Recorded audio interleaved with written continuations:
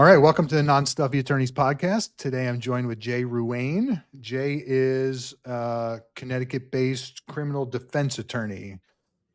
Yeah, that's one way to describe me. I like to think of myself as a serial legal entrepreneur.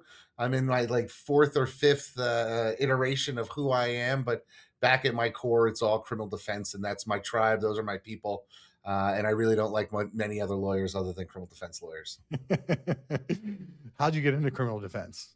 It's family business. My father was a criminal defense attorney, and all the mentors I was around growing up were criminal defense attorneys. I went to law school planning on getting into criminal defense. Really hated law school. Only really started to blossom when I got into my third year when I joined the criminal clinic. Did that, loved it. Knew I was a trench warrior. A GA Joe, as they call them in my courthouse. Courthouses, and hit the ground running and just started practicing criminal defense law. Did that. Got a job as a per diem public defender for $100 a day. Back in the late 90s, and that was the height of the drug game. So I cut my teeth doing that stuff, and had a couple of crews that I wound up working with when I went private, and lived sort of if you ever watched the HBO show The Wire, that was my world, and I lived it. And then as that got out, I started getting an interest in doing DUI defense. So I really sort of focused in on that, the law and the science of that. And built a whole practice around it while my father continued to do his criminal defense practice, which was sex assaults, murders, that type of thing. And then eventually my practice overtook his. We just had so much casework that he had to take a step back and focus on helping me.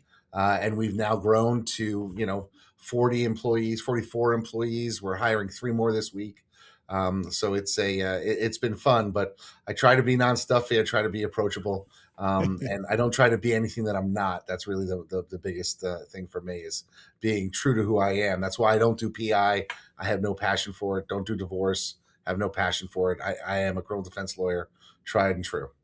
Yeah. What do you like about it? I think it's because it's real people with real problems. I have a trouble, I have trouble in the PI context, and I know there's value in doing that and helping people who've been injured and getting them monetary reward. I just don't like the government imposing on people, and I know that's difficult for people to say, well, you represent guilty people, but I also represent innocent people. I've walked 3 guys out of jail who were doing life for crimes they did not commit, murders they did not commit. And there's nothing more powerful than to be standing inside a courtroom, off of the courtroom in the jail cell with the client, and sitting there as they are about to walk out and have their case thrown out and they are going to be freed after 19 years. It's a very powerful thing. And it's left an indelible impression on me. And so I'm at a point now where it's like, this is the only thing that matters to me.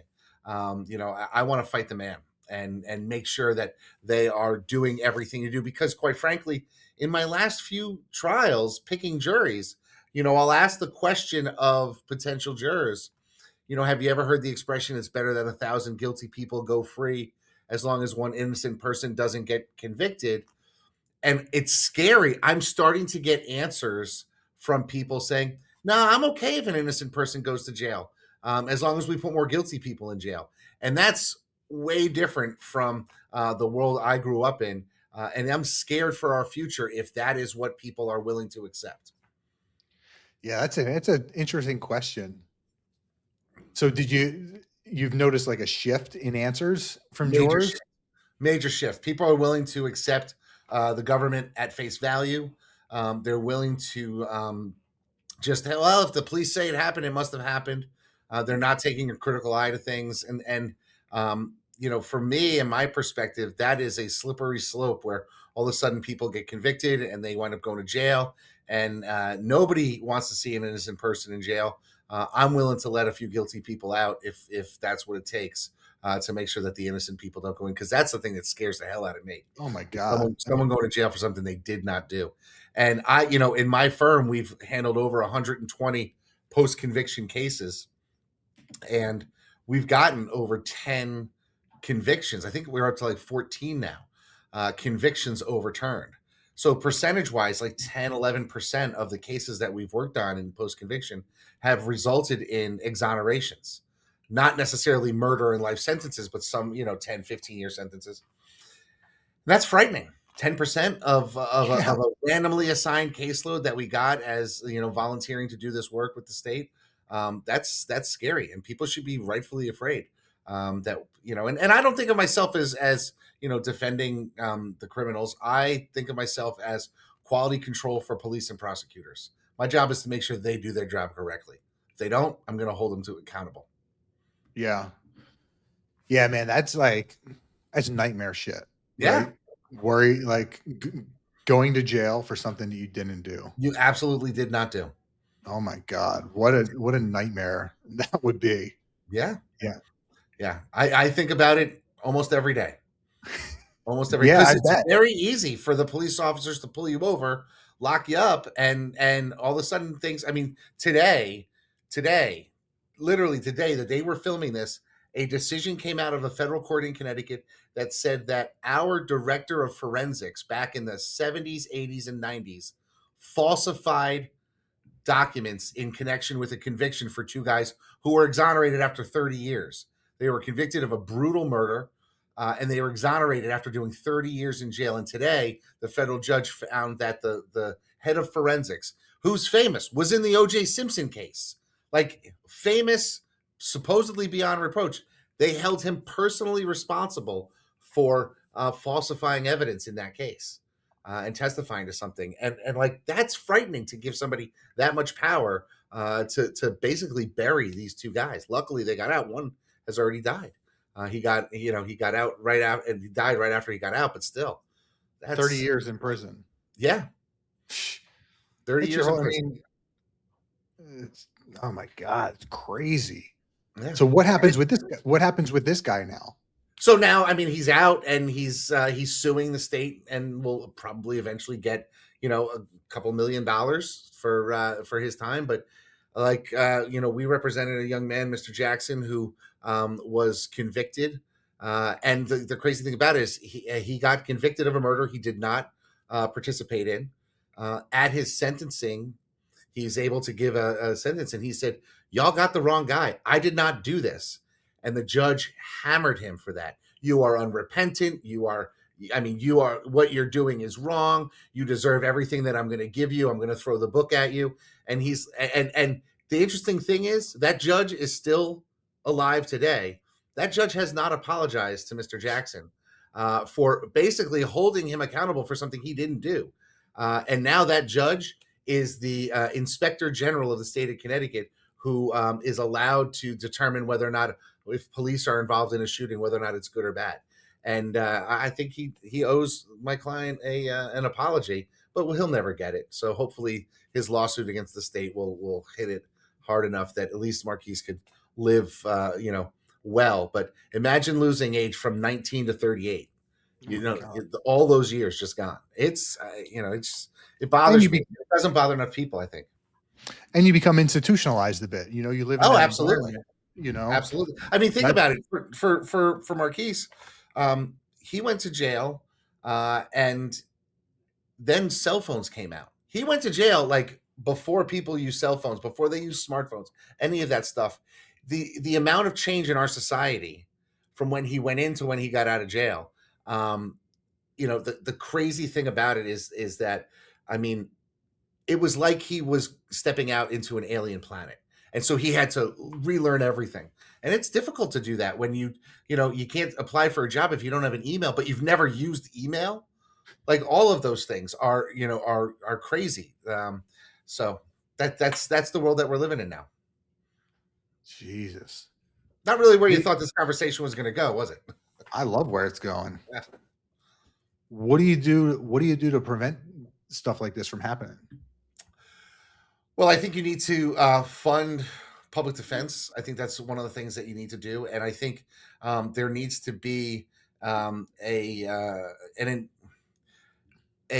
cautious approach when it comes to police and police work, because many of them have the best of intentions. Many of them are exceptionally principled and really want to do right in their job. But there are some that want to act as judge, jury, and executioner, and are results oriented rather than justice oriented. So our job is to make sure that they are not protected and they are rooted out, and that's something that we can do as defense lawyers. Is we can confront and cross examine and point that out and push hard, and that's what we try to do at my firm every day. I have a Yeah. talented team of lawyers, and I mean, we just had a trial last week, and it was like a 6 hour trial over a speeding ticket, like literally, like it was a 20 mile an hour over this. But we had this huge trial because we're not about to just take the prosecution's word for it, the police officer's word for it. We need to push and push back and make sure they're doing everything right. And guess what? Judge found our client not guilty, and the state immediately appealed because they can't live with the fact that we found our client was found not guilty because we pushed and pushed and pushed. Wow. Yeah. Wow. Do you know what percentage of people who end up becoming exonerated were represented by public defenders? I don't know the answer to that question. I have to look it up. There's a national registry of exonerations that I can probably take a look at. And public defenders are great. They're some of the most dedicated lawyers. There are always funding issues when you want to put on a defense because the state already has spent money on investigators and forensic labs and that type of thing. And public defenders are overworked. Private lawyers who take public defense case are even more overworked. I think that's they don't necessarily have all the same resources that an institutional public defender's office has. But the reality is if you're accused of something that is that serious, most of the time you can't afford a true defense, so you need a public defender because what it's going to take to actually put forth a defense. I mean, we've represented some cases, and it's $100,000 billed to the state at $35 an hour, like. That's what they're paying per hour. I mean, no lawyer, we lose money on every one of those cases, but I feel a commitment to the system and to not let people down. So, yeah, it's a wild world you're in. yeah. Oh my! But God. I got good stories. That's the cool thing. We get some cool stories being a criminal defense lawyer. I mean, not many people can say, "Oh, I represented a serial killer for a while." Stuff like that. I'm good at cocktail parties. That type of thing. The guy who does the corporate, real estate transactions doesn't have the same fun stories that I might have. So in that respect, it's a fun career. What's the wildest story you got? Well, some of the wildest ones I can't tell you. We did have a trial once, which was interesting. We had a guy who was the feds raided a local social club here looking for somebody who was a fugitive, and they didn't find him there, probably because the guy got tipped off and left. But when they raided, they also found some gambling equipment there. So they arrested our guy who was the owner of the social club. And because they didn't have the case, the feds turned it over to the state. That we had a trial, and our guy was accused of having illegal gambling apparatus in his social club, and we wound up actually beating the case because he wasn't using it for gambling. It was like one of those mega touch poker machines you see at the end of a bar, but you could put the dollar in and take the dollar out the back. The house wasn't making any money, so it didn't count as gambling in the state. But when the FBI agent was on the stand, my client, was in our ear and said some things about the guy's mother and a couple other things that was loud enough for the judge to hear. Judge held our guy in contempt of court, sentenced him to 6 months. So he got a not guilty, and he still had to do 6 months in jail. So that's the kind of thing that happens. But he was, he could do that, stand on his head, having done federal time before. So he did his 6 months and never looked back. That's funny. Yeah. So I'm assuming most of your clients have financial means. Yes and no. I mean, for what we charge, some of our clients are, strapped and we give them payment plans and that type of thing. When I started doing DUI defense, there were more middle-class clientele that had access to credit cards, that type of thing. But I still have a core group of street urchins that live hand to mouth, and if they get pinched, they scramble to find the money. And having worked with them for years, I can, you know, I can extend them credit because they're more honorable than some middle class people in paying their bills when it comes to their lawyer. But it's small fees. I'm not making, there's no $100,000 criminal case that comes through my door. It's a lot of singles. It's a lot of $5, 10, $15,000 cases. Is that right? That are, it's a lot of work up front, and that's the nature of what we do, and I'm okay with it. That's the choice I made. Yeah. Yeah. How what's like the percentage of cases that actually go to trial? So it's down now. I mean, pre-COVID, we were handling probably about 10 to 15% of our cases would wind up on trial. I mean, there were a couple of years, for us, a trial in Connecticut could take anywhere from, 2 to 3 weeks, even for the simplest of case, because we have individual voir dire that no other state has. So it takes a while to pick a jury. But, I was doing 6, 7 trials a year back in the late 90s, early 2000s. But now it's a lot less. It takes a while to get a trial. And so we've only had 4 trials in the last 6 months. And we may have 1 or 2 more over the course of the year. So, we're starting to get more now, but it's not as much as you would think. A lot of people take deals, and a lot of times when the state's case is weak, they wind up dealing it away at the 11th hour. Yeah. Yeah. Huh. How do you guys get your business? You do marketing, you most word of mouth, what's it's a little bit of everything. A lot of us, I started and had some deep relationships with some bail bondsmen that I cultivated over years when I was a young lawyer, just hustling. Some older lawyers would refer me business, and I built off of those relationships. I became knowledgeable in the area of DUI defense, and I got on the speaking circuit in my state, and it really made a name for myself as being knowledgeable in the science and the law, helping out other lawyers. 50% of our business comes in through digital marketing. The other 50% is relationship marketing. And I'm really bullish on relationship marketing going forward. I think digital will always have a role. But I think, I see lawyers who are spending hundreds of thousands of dollars a year on digital marketing. I mean, we're one of them. We spend, $500,000 plus on digital marketing. And if I spent $500,000 on relationship marketing, I think I could quintuple my business, just because I think there's opportunity there. Everybody's going digital, and people are ignoring the original, people hire people relationships. And I think there's a void. And so we're going hard into that over the next couple of years. So we're the same, man. We spent close to $1 million this year on digital marketing. Yeah. And we're kind of like on Google's tit, and I don't like it. We're gonna raise it every year. Yeah, it's and then they change the game up all the time. It's they make adjustments, and if you're not right on top of it, you get all of a sudden your cost per lead shoots way up, and it's a pain in the ass. And think about it. I've been in situations where I've spent, $150 bringing lunch to a PI lawyer's office, got to know the people there, became friendly, answered questions for them when they needed it. And those have turned into, 20 referrals over 10 years, that type of thing. My cost per acquisition, $75, $150 worth of lunch, and maintaining those relationships. So I think that there's an opportunity that a lot of lawyers are missing, just connecting with their community, and being out there and letting people know you exist. And it's exhausting. It's not something that's easy, but if you pay attention to it, it'll turn into dividends.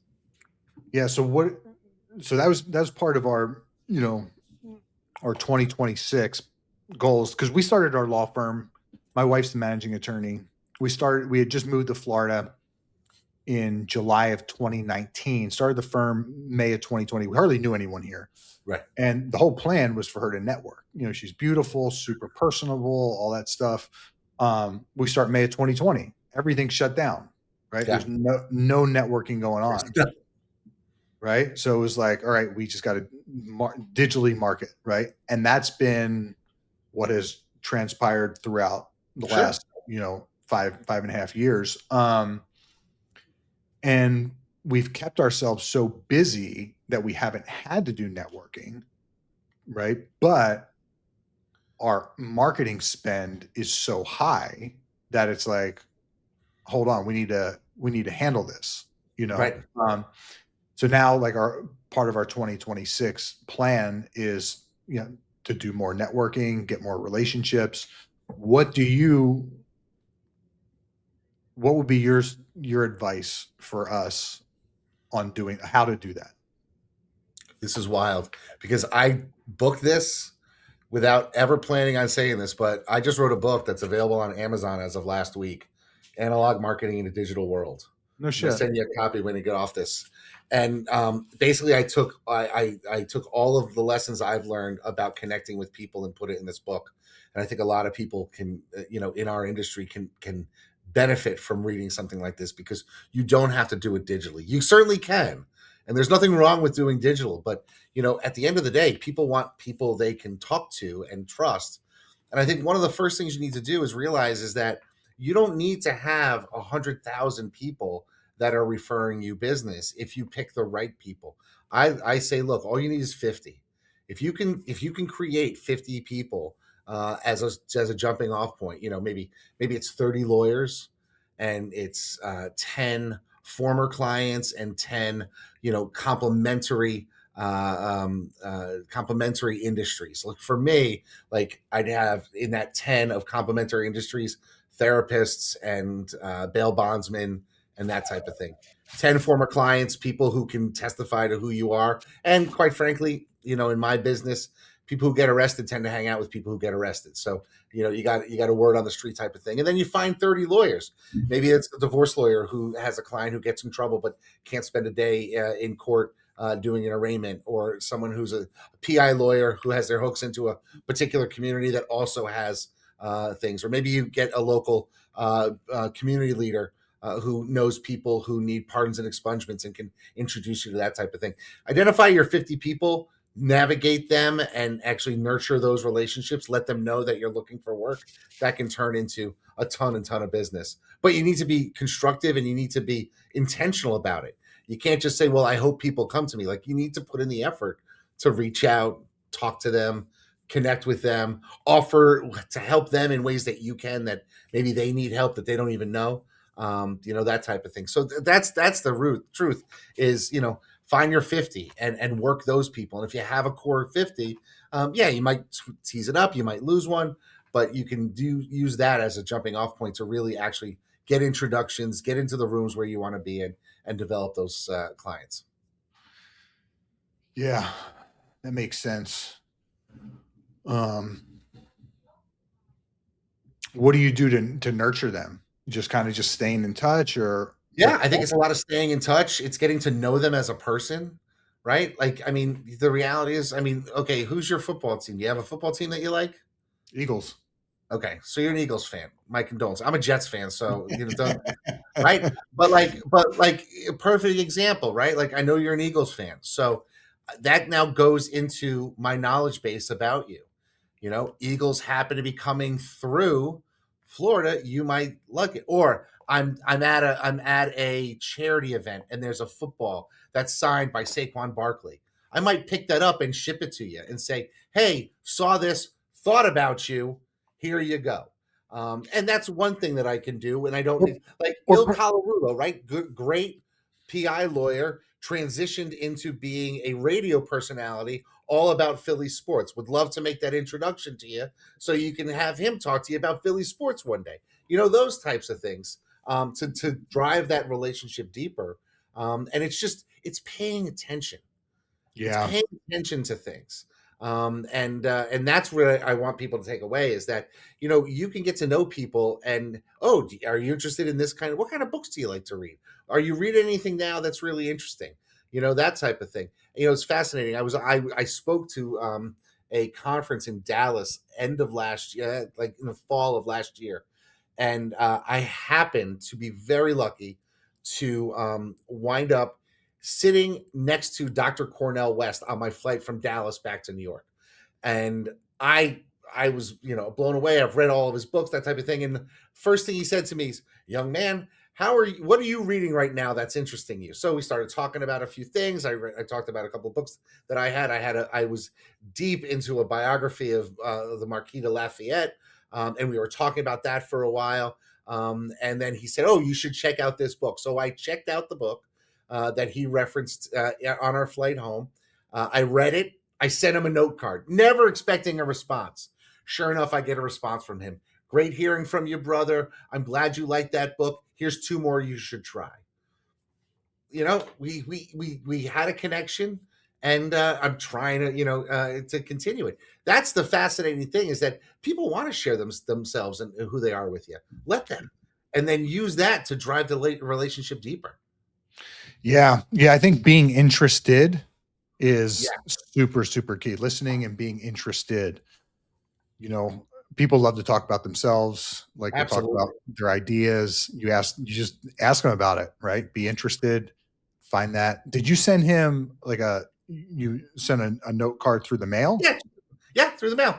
Handwritten note? Handwritten note. Dude. Handwritten note. That's the way to go. That nobody does that anymore. You'd be amazed. When we open a file, every client gets a handwritten note from me. Thank you for giving us the opportunity to represent you. I look forward to helping you. If you ever need anything, please reach out to me. And then when the case closes, another handwritten note from me. Thank you. Just because your case is over doesn't mean our relationship is.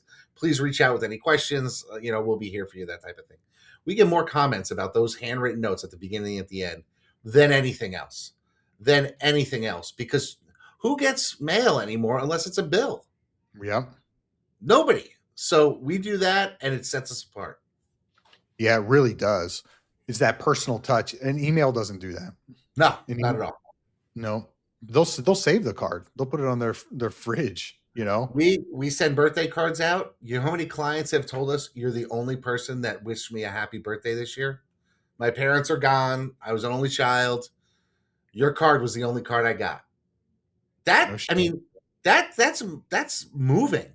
That they are appreciative that somebody we have a client, a wonderful woman, who was childless, her and her husband got cancer a couple of years ago. We got to know him through the representation, and we send her a card, but we also send her flowers every year on her birthday, because he used to do that. And when he passed, one of my pod paralegals had been talking to her, and she goes, "I'll never get flowers again," that type of thing. And it was an emotional thing. So we calendar it, and every year we send her flowers on her birthday. Number one, everybody she knows, she raves about us too. But more importantly, it's the right thing to do. I mean, it's a negligible expense to us, but it makes her day, and she's a nice person, and we want her to be happy. And it's tough out there. It's a tough world. So if you can make somebody's day brighter, you should do it, just because it feels good to do that for people. So that's the way we're approaching it. We want to really connect with people. We'll send soup when they're sick. We'll send flowers when somebody passes. We'll send them, a Dunkin' Donuts or a Starbucks gift card. Hey, just have a nice day. That type of thing. Yeah. That's smart, man. That's genius. Do you have someone managing this? We do. We have one of our receptionists has taken the role of client liaison. I forget the name, the client concierge or whatever that is. And her job is to check in with all the lawyers every week. Hey, what did you see? Is it a lawyer who did a great job in a court that we can celebrate a victory and send them something to commemorate that? Or did you have a client who mentioned, they lost their dog or that type of thing? What are the things that we should be paying attention to? And we have somebody who coordinates that. Now, the note cards that come out at the beginning, at the end, that's all automated through a service that uses a robot to write the cards and stuff. So we can do that at such scale.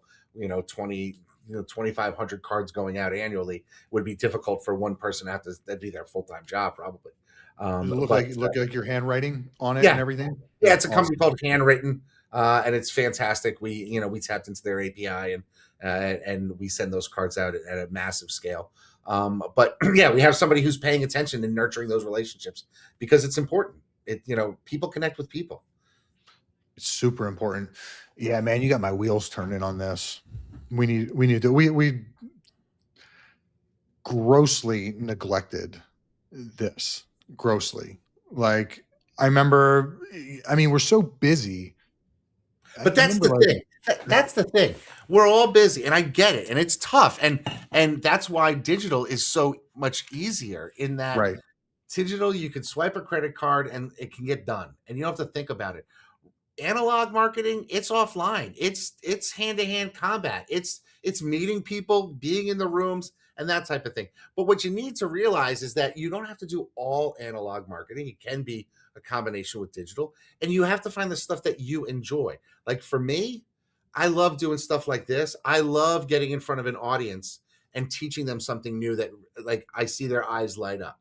I've given probably 100 different presentations all across the country, internationally, and I love doing that. I am so much better on a stage in front of 250 to 400 lawyers than I am in a cocktail party with 3 other people. That freaks me out. I don't like it. I feel uncomfortable.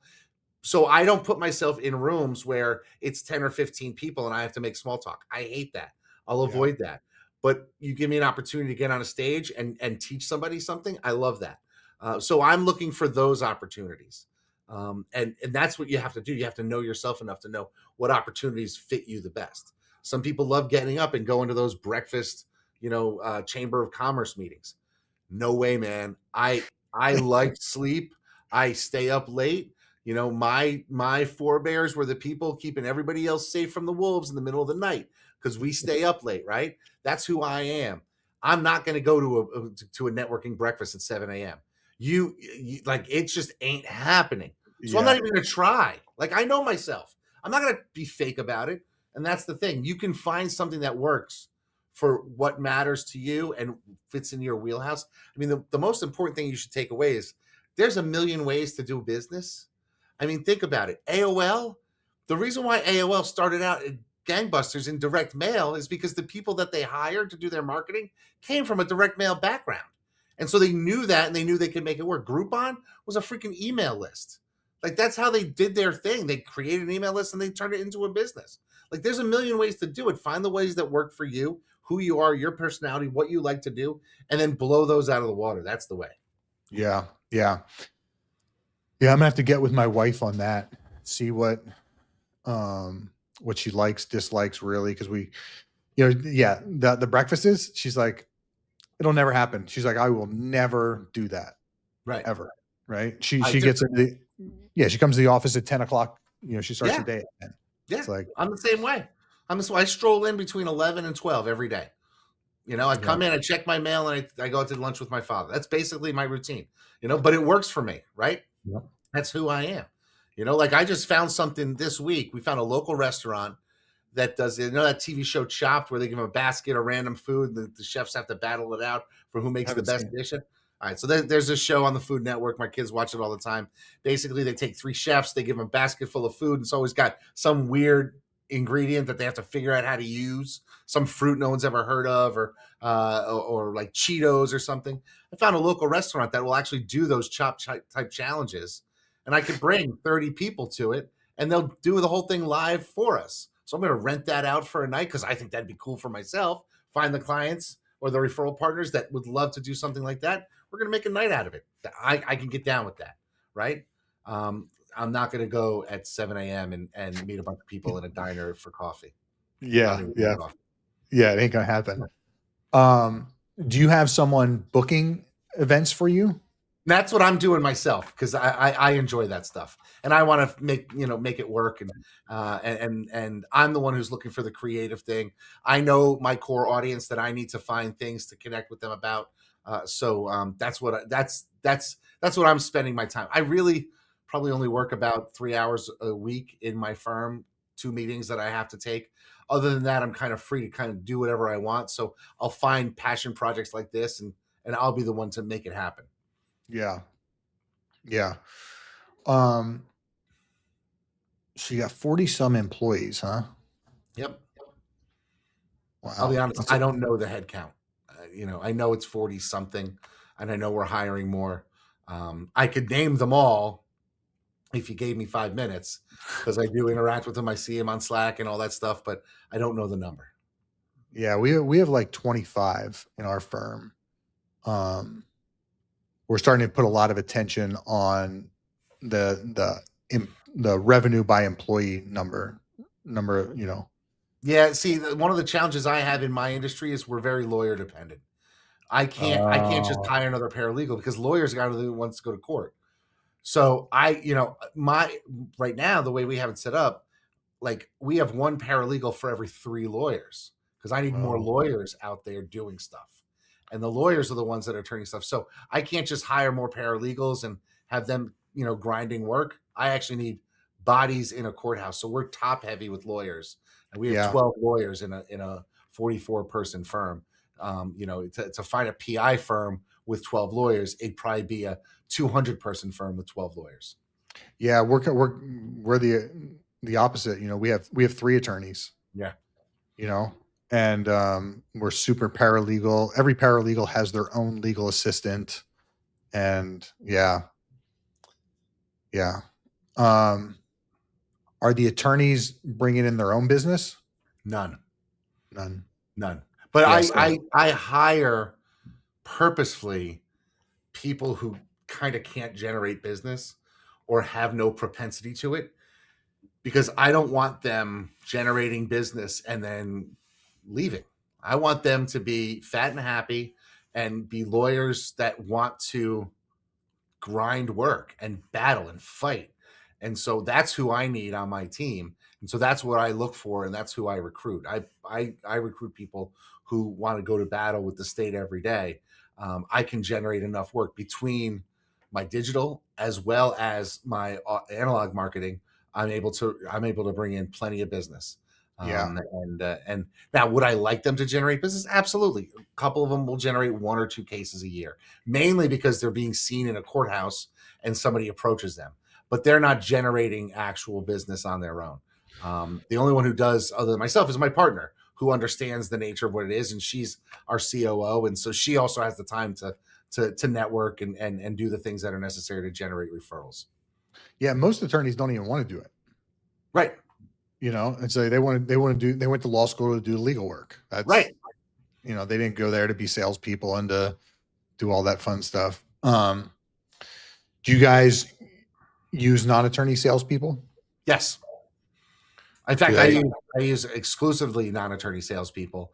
It took us a long time to get there. It probably took me about 20 years to get there. And it really sort of transitioned coming out of COVID. My sales lawyer at the time, who's now the COO, her wife had a baby that was a high-risk pregnancy.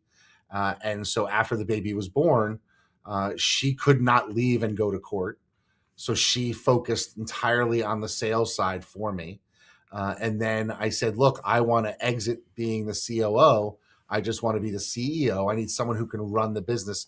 I actually worked with Mike Morse and the Fireproof people, Kate Nakazel and John, great friends. We worked with them for a little while. And Kate actually said, I just ordered his book yesterday. It's funny you mentioned. Yeah. So Kate actually said, at the time we had another lawyer who was acting in the director of legal ops. And she goes, I don't know if this other lawyer is the right fit for you, but you've got 2 diamonds here. And I can see a combination of them working out if you wanted to truly step out and elevate them. But then you need to find a non-attorney salesperson. And we had somebody in intake who was motivated to be non-attorney sales. And so we put him through his paces, trained him, and he now runs our intake. And so we have 4 non-attorney salespeople and an intake team of 7. Wow. Yeah. So what does intake do? They're doing the intakes. Are they doing anything else besides just intakes? Just intakes. Our intakes are broken down. We have hunters and gatherers. That's what we call them.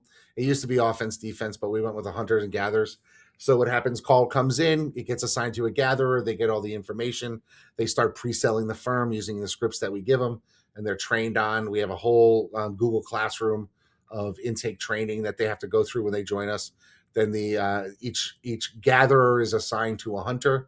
They tee up the hunter. Hunter then takes over the call, walks them through pricing, that type of thing. And then and then tries to close them. And it's been working. Yeah. What about following up with people who don't retain you after their That's on the coverage? hunter, because the hunter stays out in the field. So the hunter has to do, we call it 10 days of fury: call, text, email, smoke signals, whatever it takes. They are chasing those people for at least 10 days, and sometimes more, depending on the type of case and the court date. But that falls on the hunters. We'll send a text out in the morning, and we check our metrics. We found that we were, when the hunters were calling the intakes back for day 2 and day 3, day 4 at like 9 or 10 o'clock in the morning, they weren't getting answered. But then if they were calling at 2 or 3 o'clock in the afternoon, they were getting answered. So we did an analysis of our phone calls, the connections, and we looked at analysis of when we converted our clients. And so now we have a whole system, and they follow the system, and it works really well. But we use data and analytics to make those decisions. We don't just take it from our gut. That's smart. Yeah, we have a very aggressive follow-up for the first 30 days. I think it's like 15, 16 touches between calls, text, emails.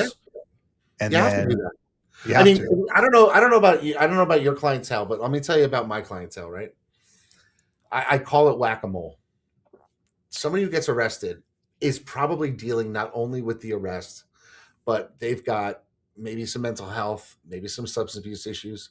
They probably also have job performance issues. They definitely have relationship issues. And now they have this case, right? That's why you get arrested, and at the very next day, they're on the phone with the lawyer. I need a lawyer. What can you do for me? That type of thing. And then guess what happens? Then the other problems in their life pop up. Their partner is screaming at them. Their job says, we're putting you on a PIP plan. Maybe they're self-medicating or something like that. And it becomes a non-issue for them. It's not the top issue. Basically, they're playing whack-a-mole with their problems. Problem pops up, they whack it, and they don't think about it ever again until it pops up again. So my job in intake, and I teach my intake people, is you have to keep being relentless on them so that when their comes back up, they think of you. And it may take 9 days, it may take 15 days, but be there. And you're there because every day you're putting yourself in their face. Well, you're bringing the issue back up to them every time you call and text. Right. You're that sitting there tapping them on the shoulder. Yeah, our clients aren't. We do estate planning and probate, elder law, so definitely a different clientele. But it's the same shit. People get busy and they're often doing other things, especially with estate planning where it's not, they don't have to handle it right now. Exactly. That's, you probably would have to create a sense of urgency. Yes. We do. And you can do that, with things like, I bet you nobody in Spain thought that they were going to be in a train accident. Right. Yeah, totally. Yeah. That's we why give examples. You have to be prepared. Yeah. We give examples like that. Hey, I just drove into work today. I saw a car accident. I don't know if I don't know what happened to them. Right. They could be, incapacitated for the next 3 weeks. They could be dead. Yeah. What do you use to track everything? Are you using, what kind of CRM are you using? So this is my this is one of the things that, not that I regret, but I wanted to start getting into tracking the data and being able to scale back in early 2000, back before any of these cloud products existed, back before Clio existed, Lawman, any of those things. And so we actually built a database using FileMaker. I had a young man who was working for me who went into law, actually now is in the software business. And he said, I have some friends who are graduating with database engineer degrees. Let's ask them how we can store this information. They suggested that we use FileMaker. FileMaker was an Apple product, and it spun off to its own company. They originally built the original iTunes to manage. They built this database product to manage the original iTunes store. And so we built our own CRM in FileMaker. I've been building it for 20 years, thousands of dollars every year. I mean, it's, I'm spending at least $25,000, $30,000 a year on it, but it's custom to us. It does everything we want it to do. I've got API connections. I've got an MCP connection now for AI. I actually have a technologist in my office whose job it is to manage our vendors when it comes to these things. He was just a remote employee in Argentina who loves technology. And so we pulled him out of his paralegal role and said, you're just going to be our IT guy, take some classes, learn how to troubleshoot, that type of thing, and we'll be good to go. And so we built our own. I don't recommend it because now products exist out there, but having my own for years has been very valuable because I can say, hey, I want to know how many of these type cases did we convert in the last 2 years? And what's our conversion rate on this type of case? And, what's the price point we convert at, that type of thing. And so we can get that data very easily, very quickly. And we can move based on the data, which is so important. Does your marketing link up with it? That is the one thing that it doesn't do. We haven't made those connections yet. We're tracking as much as we can in our CRM about, where the cases are coming from, that thing, for just tracking our marketing and where we're getting things. We're using Dash This, which is a off the rack product that you can connect all your analytics and Search Console and your LSAs to, so you can track what's happening on that side. And so that's what we use to track our marketing data. Yeah. We moved over to, have you heard of Zoho? Yeah. Yeah. We moved over to that the beginning of 24. Yeah, so we've had it for 2 years now, had it all custom built out. It's incredible. It really is. Yeah, I've probably spent $150,000 building it out and the developer and all that stuff. But yeah, everything's connected with it, from project management to sales to marketing, analytics, all of it. It's funny, man. We come up with a wild idea like, hey, we'd like to be able to track this, or we'd like to be able to do this. And we tell the developer and he's like, he hems and haws for a second. And then, all right, we can figure out how to do it. Yeah. When you scale, you really have to, when you're growing, you really need that data. Yeah. Perfect example. We have a particular case category. And I just said to my team, I said, I feel like we're underperforming. We should be converting more of these clients. How many leads did we have? These are qualified leads in this category. And what was our conversion rate? They're like, it was 55%. I'm like, why is it 55%? And they're like, well, we think it's a price issue. I'm like, okay, well, let's see if we tweak the price and how we do that. So let's start January 1. I don't want to convert 15 a month. I want to convert 30 a month. And with a little bit of a price change and more of a structure change than a total price change, we're already at 30 for the month. So we're gonna be able to double our numbers this year, ideally, on a very easy, case type for us to work through. And so that's a wonderful thing. And I was only able to make that decision because I had the data. Right. How big of a change in price? It was less than a 15% change in price. Wow. And we actually took away one of the things that was costing, but wasn't really utilized well. So we were able to get rid of something to offset that reduction in price, so it's not costing us. So the net revenue to us remained the same. Yeah. So that's what mattered. Man, normally when I hear salespeople say it's a price thing, I just a big red flag goes up for me. Well, it's sometimes it's a price thing. There's always going to be people who are price sensitive. But I think sometimes when, people, at least for us, people know lawyers are going to be expensive. Yeah. And one of the biggest problems we have is speaking about price to clients. You have to reframe it as an investment, because when clients hear a number, they automatically will translate that number into their hourly wage or their salary. So if you say to somebody, hey, I need $5,500, they quickly go, that's what I make in a month. and you want that money from me. So they're going to automatically be reticent to do that because that's such a big number. There's ways to quote the number that is much more palatable. It's how you phrase it. It's how you suggest the installments if you're going to go that route. My clientele are very price sensitive because they are minimum wage workers and middle class people, lower middle class people. Nobody. I've been doing this now 27 years. I have yet to find the client who says, I got this. I've been putting away money for the day I get arrested. And I represent like professional criminals. Like I have represented more than a handful of people whose job it is to be a criminal. That's they've chosen. They're professional shoplifters, they're professional drug dealers, and they realize that there's part of the game is I'm going to need a lawyer at some point. I'm going to get caught doing something I shouldn't be doing. And even those people, they don't necessarily have a budget set aside, a line item for my defense because they're the ultimate optimists, right? Criminals are great. They're optimists. They think they're never going to get caught. That's funny. So how do you word it to when you're given the price to kind of position it where it's, where it's valuable to them? Well, there's a couple of things that you can do. Depending on the size of the fee, you can always quote the payment plan and not the full price.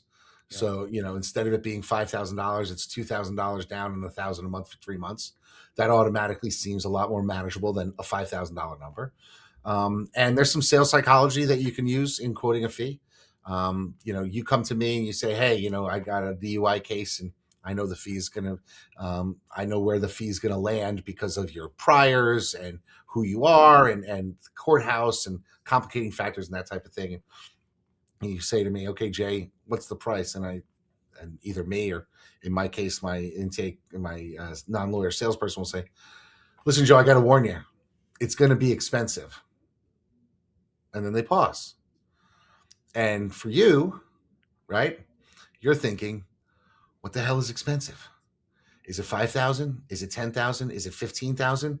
I don't know what he means by expensive. Holy shit. I'm never going to recover from this. It's like that Tiger King guy. I'm never going to financially recover from this, right? And so your mind starts wandering. And then I come back and I say, it's going to be $7,500. You just thought it was going to be $15,000. Now $7,500 seems cheap. Or if you thought it was $5,000, the jump from $5,000 to $7,500 is a lot more reasonable than the jump from $0 to $7,500. Yeah. So in either way, I win by giving you that opportunity to dream up what it could possibly be. And that's just a little bit of sales psychology and getting to know. And it's not disingenuous. It's not scamming your clients, but it's giving them an opportunity to understand the impact on their life, what truly it is. And yes, I'm expensive because I'm freaking good, man. My people are good. We train. We talk about cases all the time. We put in more work than anybody I know when it comes to our cases. And I've known a lot of lawyers. And so we make sure that they get their money's worth out of us, probably even more so than they deserve. But we took a case and all right, do the appeal. We're not going to charge the client. We're just going to do it because F you, that's why. Sometimes I can do that because I have enough of revenue to make it worth my while. Well, you have, to run a successful business, whether it's law or any other industry, you have to deliver above and beyond what they expect, right? Absolutely. That's the key. You have to deliver above and beyond. And, it's funny you talk about like the manipulation with the sales process, right? I'm at the tail end of writing a book on intake and consultations right now for attorneys. Cool. But you should check mine out. It's called From Call to Client. Available now on Amazon. There we go. From Call to Client? From Call to Client. Amazon bestseller. But it's focused on the criminal defense industry, but you might find some nuggets in there. But it's for criminal defense lawyers. All my stuff is really, except for the analog marketing book, all of my prior books have really been focusing on my core audience, which is other criminal defense attorneys.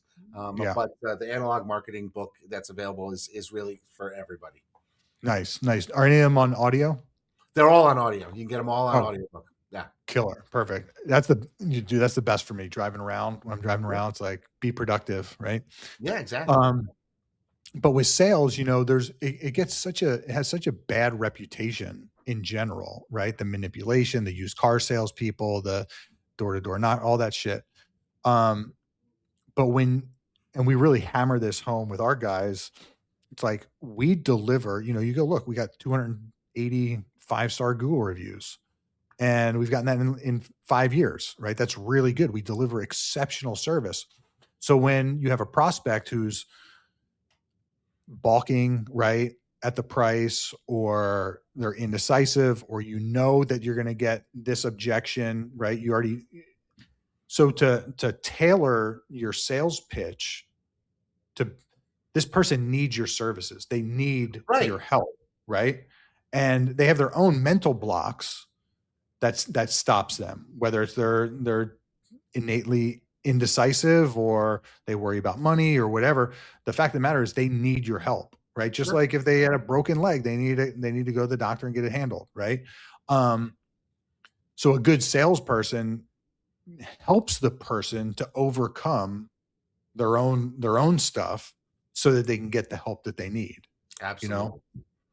Yeah. We just preach that all day long. And it's, and for the attorneys that I've worked with, it's like, most of them hate sales. It's like a 4-letter word to them. Right. See, I love sales. I've always loved sales. Back when I first started out, I loved sales because I had a chip on my shoulder. I'll never forget. I was a young lawyer. I've been practicing for about 2 years at this point. And I was starting to really focus on the DUI defense. I got known for that. And I was asked to speak to our statewide trial lawyers, the PI lawyers, trial lawyers, did a once a year criminal law seminar. So they invited me in to speak. And I can remember I took the stage, and basically I had been to a couple seminars. I ripped off a couple of speakers. I cobbled together something. It wasn't any of my ideas, but it was a good enough presentation that it was memorable. And I can remember looking out in the audience, and I just said, it's amazing here. I've been out of law school now. I've been working for 18 months, and it's amazing to be here. Thank you for this invitation. I look around the room, and I see, giants of this industry. And I called them out. I was like, there's Attorney Santos, there's Attorney Dow, there's Attorney Galash, there's Attorney Riccio. These are legendary trial lawyers that are here. And none of you would give me a job 18 months ago. And now you're here as my student.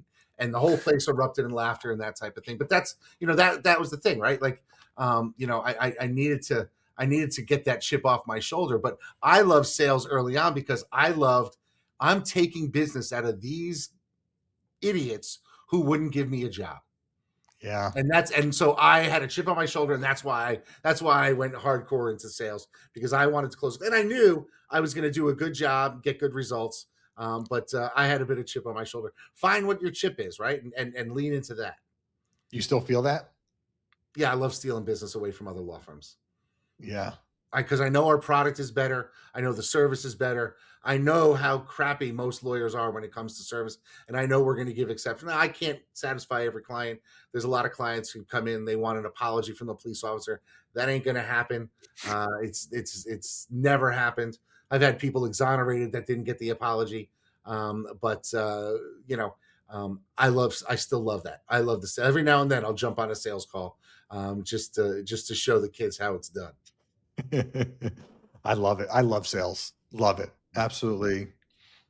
Yeah. I've been in it for 20 years, and yeah, it's the securest profession there is. Yeah. But like, I have a guy in my office who loves to write, loves it. We'll spend hours working on a motion and writes really well, but better than I ever could. Even if I copied his stuff word for word, his stuff would still be better. Right. And that's his thing. Right. So I'm not expecting him to be good at sales. Let me be me, let you be you, and let's work together to really, blow the doors off of this place. And that's what I want to do. I want to get the best possible person in that seat. That's right. That's right. You put the right people in the right seat, make sure they're on the right bus. Yeah. You ever read Delivering Happiness? Oh yeah. Yeah. Yeah. Yeah. We took that book, man. We've like copied it in our environment. Yeah. It's like my client concierge. I got to figure out what we named her because I just went away last weekend right after we actually came up with the title in our leadership meeting. We gave her that. We gave her unreasonable hospitality, and she's reading it at her desk as we speak. We have a course room. We have a class supervisor. We have a bunch of courses for intake, sales, right, administration, all marketing, all that stuff, and we have a course on that book, Delivering Happiness. So we have we're having every employee do it. They spend 2 hours a week in the classroom, paid time, and they're just for that hour on Tuesday and that hour on Thursday. That's what they're doing. Yeah. That's awesome. How'd you create that? Do you have somebody who did the lecture, or did you use like Notebook LLM, upload the books and have them create the course that a person can follow? Yeah, funny. We didn't create the course. Joy Gendusa from Postcard Mania. Okay. She's the CEO there. They implemented it, and a woman who kind of did. She works for us now, but she worked with Joy's husband for a while. And so she's friends with him, and she said, "Hey, can I borrow that course?" And so we just deliver. It's like, read this chapter, do these assignments, read the next chapter, do these assignments, that type of thing. That's how we came up with that. But then we do a bunch of business administrative courses for our employees, so everyone gets on the same page. We've got our core values hung up in big posters on the walls. Yeah, we got the same thing. In fact, I'm negotiating with my landlord to renew my lease, and I'm like, but I've got all these great things like that are like stickers on the wall. I'm like, you're gonna have to buy them, replace them, and put them back up. And he came walking around. He's like, this looks really cool. I should do this in other offices here. So it's all about reinforcing it over and over again. Yeah. We hired an HR guy in April. He's been amazing. He's part of our leadership team, and he brought a lot of that to the table, and a lot of the hiring and firing now is based on our core values. That's awesome. It's all so driven there. And like, when we reprimand an employee, it's like, okay, a core value was violated.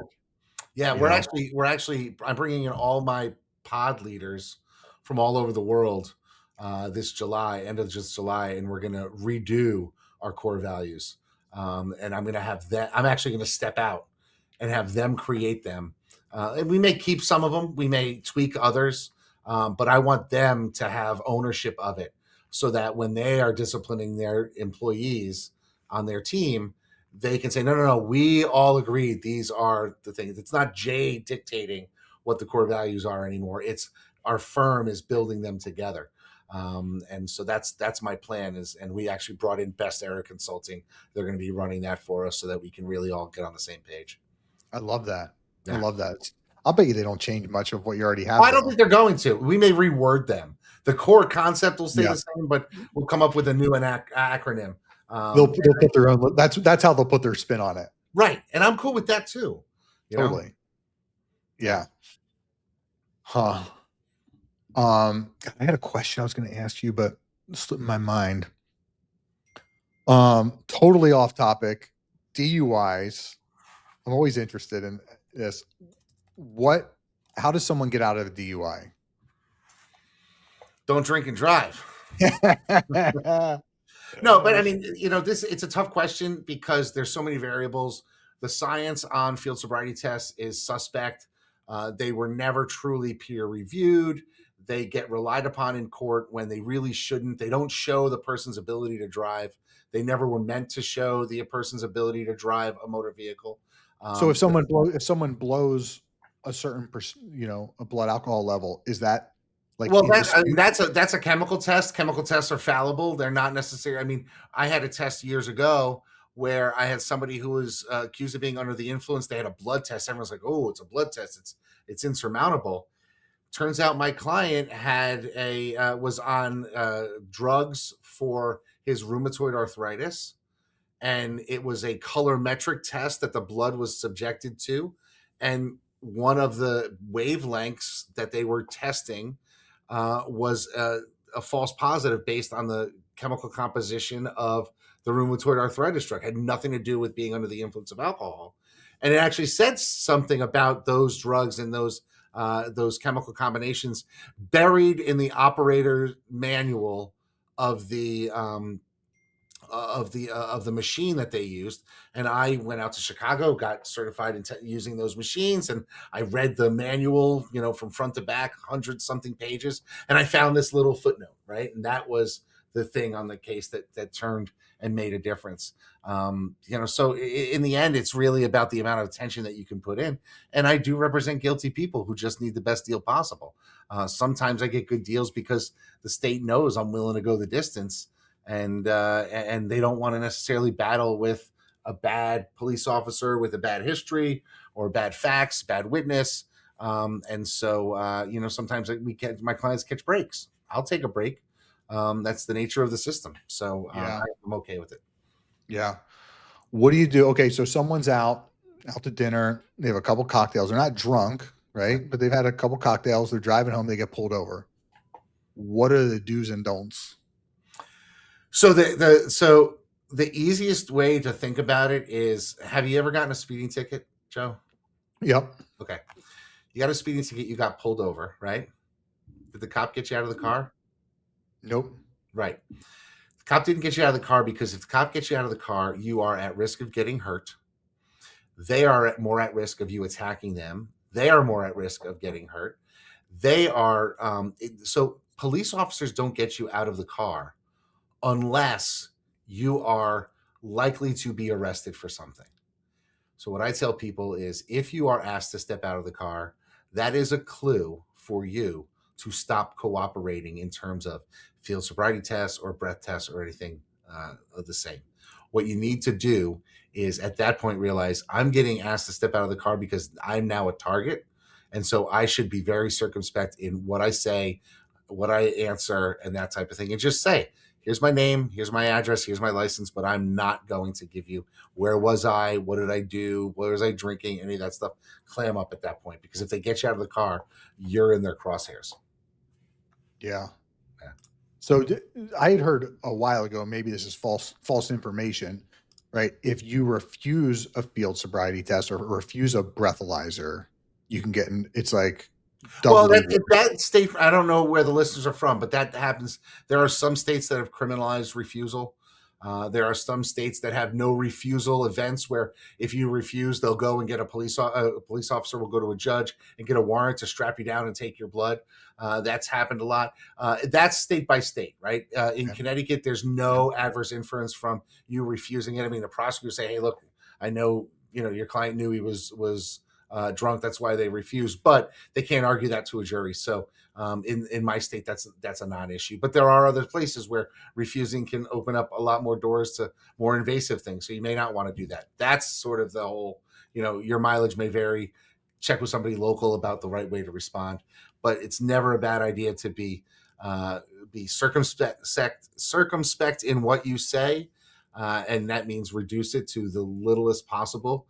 Because they're listening for slurred speech and all of those things, and be kind because you're on body cam or on dash cam or on station house cam, and that video is going to be shown to a jury. And if you're being an ass, that does not play well to a jury because they're going to say, hey man, that police officer's just doing their job. So I would be kind and courteous and respectful and give them nothing. Makes sense.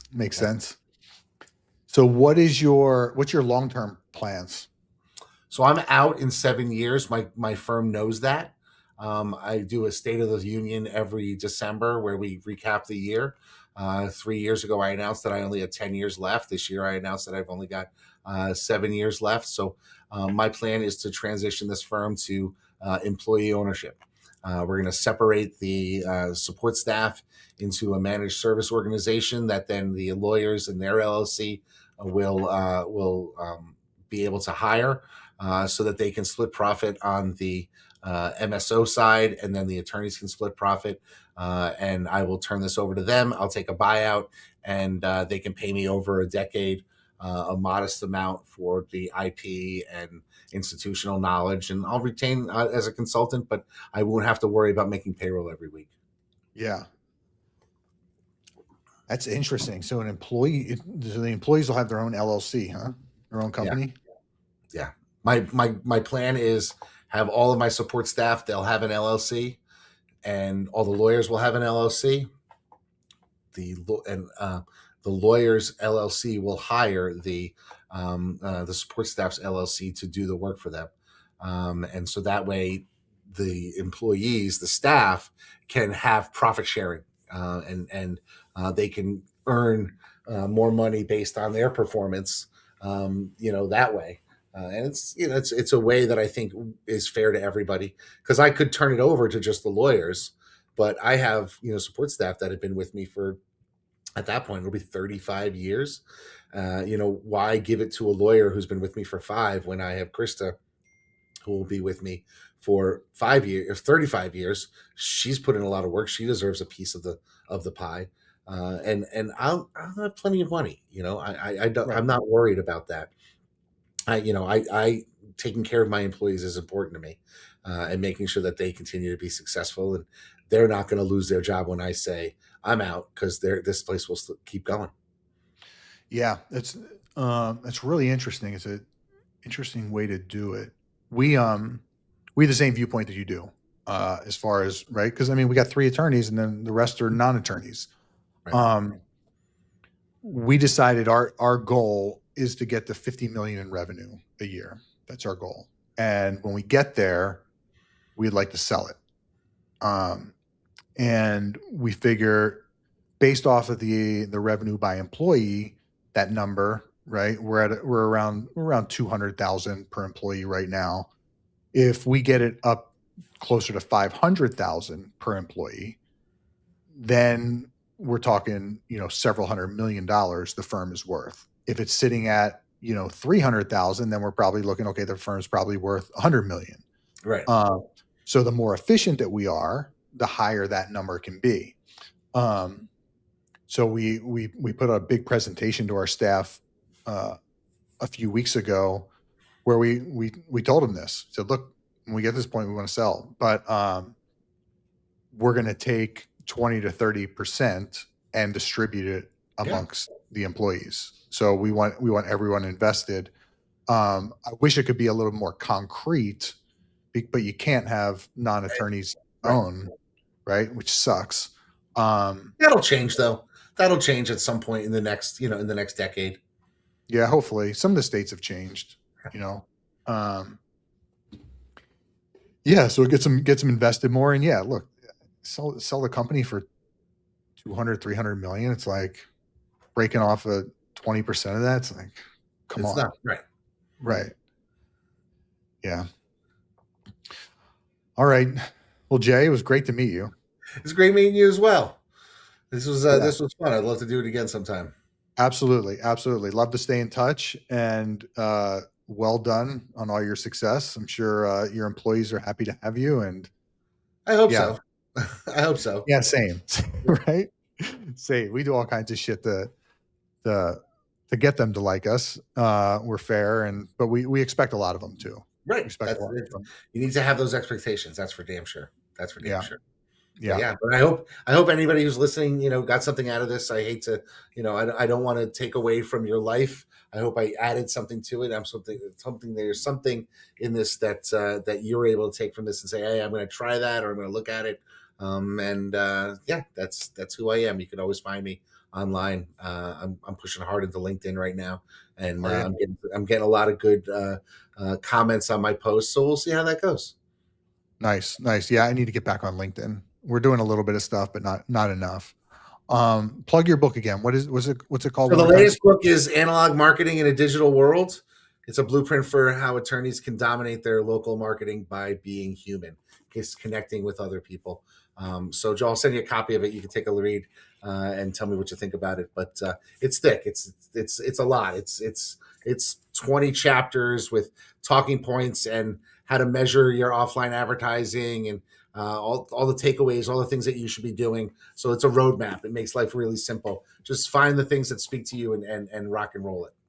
Awesome. You can find it. Is it on Amazon? On Amazon, on Audible as well, available hard copy and Kindle. I try to make it as available for everybody as possible.